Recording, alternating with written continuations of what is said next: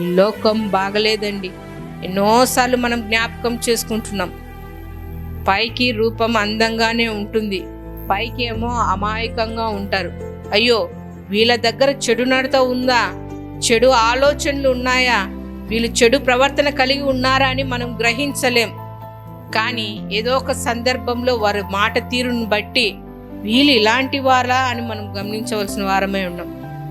ఇలాంటి భయంకరమైన ప్రపంచంలో, సమాజంలో మనం జీవిస్తున్నాం కాబట్టి మన బిడ్డల పట్ల మనము భారము కలిగి ప్రార్థించవలసిన వారమై ఉన్నాం. ప్రియమైన వాళ్ళరా, ఏ క్షణం ఎలా జరుగుతుందో తెలీదు. స్కూల్కి వెళ్తున్నప్పుడు ఏ ప్రమాదాలు జరుగుతాయో మనకు తెలీదు, తిరిగి వస్తున్నప్పుడు ఏ ప్రమాదాలు జరుగుతాయో తెలీదు. కానీ ప్రతి క్షణం దేవా, నన్ను, నా కుటుంబాన్ని, నా బిడ్డల్ని నీ కృపా హస్తాల కింద భద్రపరచు తండ్రి అని మనం ప్రార్థించవలసిన వారమే ఉన్నాం.